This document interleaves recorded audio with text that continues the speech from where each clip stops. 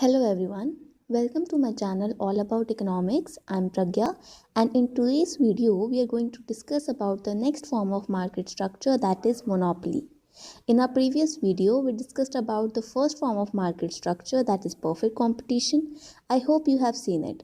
If you haven't, then the link has been provided in the description of the video. Please go and check that video. Now coming to this video, we are going to talk about monopoly. Let's start with the topic. Monopoly is derived from two Greek words, monos and polos. Monos means single and polos means a seller.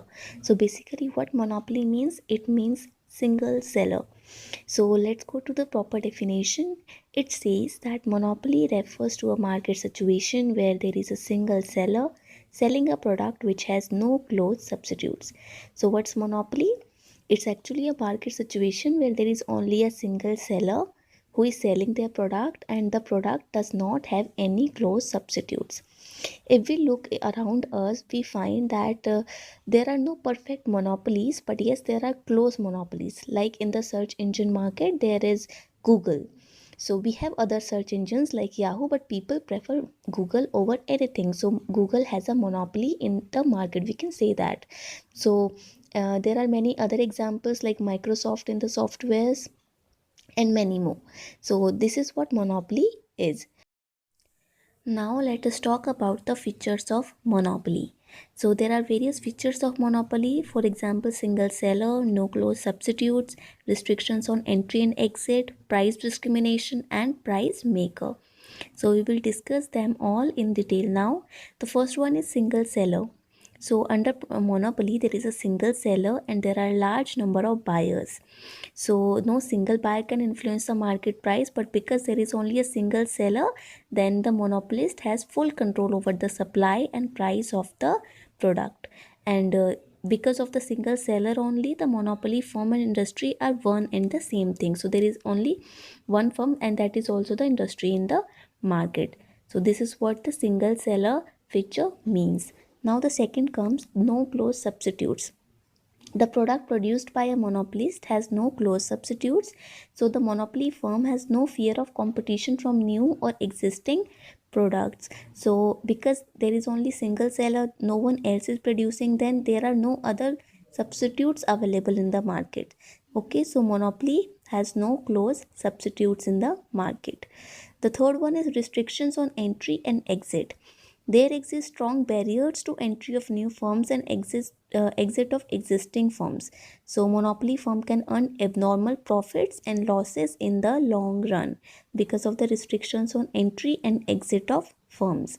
These barriers, the strong barriers, may be due to legal restrictions like licensing, patent rights, or due to restrictions created by firm in the form of cartel. Now the fourth one is price discrimination. A monopolist may charge different prices for his product from different sets of consumers at the same time. It is known as price discrimination. So for the same product, they can charge different prices to different people. This is called price discrimination. There are three types of price discrimination: first degree, second degree, and third degree. We will discuss these all in the next video. For now, only this much is fine, that price discrimination can be done by a monopolist. So last one is price maker. In case of monopoly, firm and industry are one and the same thing. So firm has complete control over the industry output. As a result, monopolist is a price maker and fixes its own price. It can influence the market price by changing the supply of the product. So these are the features of monopoly. Okay, so now let us talk about the reasons for emergence of monopoly. So a firm enjoys monopoly when it is the sole seller of its product and the product has no close substitutes. So the fundamental cause of monopoly is the barrier to entry. So there are various reasons for emergence of monopoly. For example, government licensing. It means that before a firm can enter an industry, it needs to take permission from the government. Licensing is used to ensure minimum standards of competency.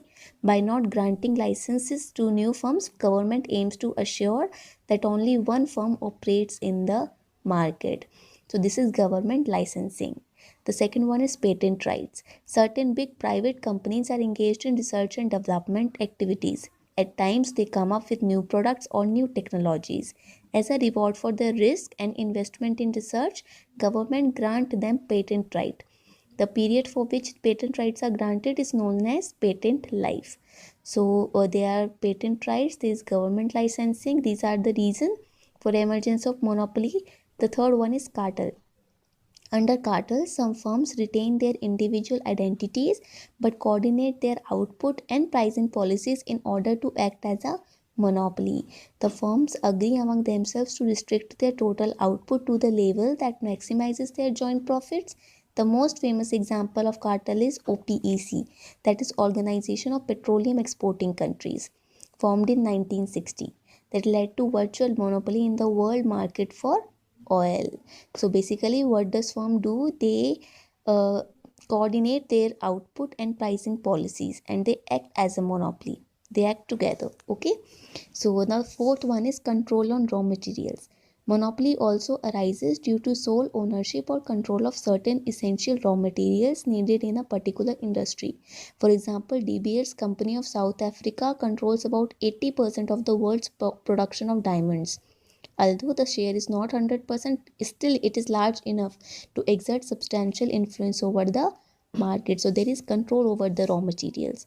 So there are four reasons for the emergence of monopoly: government licensing, patent rights, cartel, and control on raw materials.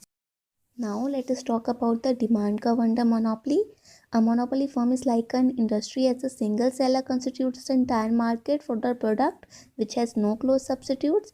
So a monopolist has full freedom and power to fix price for the product. However, demand of the product is not in the control of monopoly firm. In order to increase the output, monopolist will have to reduce the price.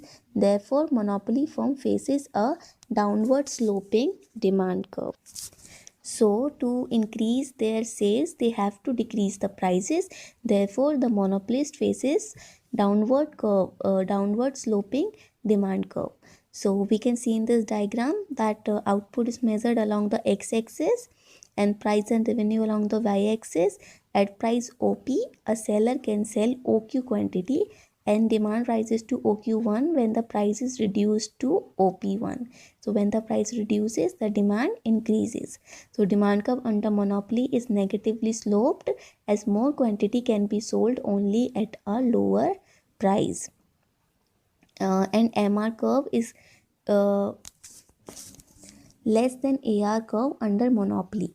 This is because the revenue generated from every additional unit, which is MR, is less than price of the product.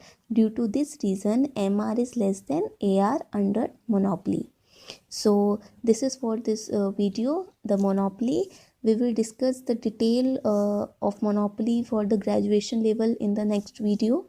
For now, this is fine, and we will discuss about monopolistic competition and oligopoly also.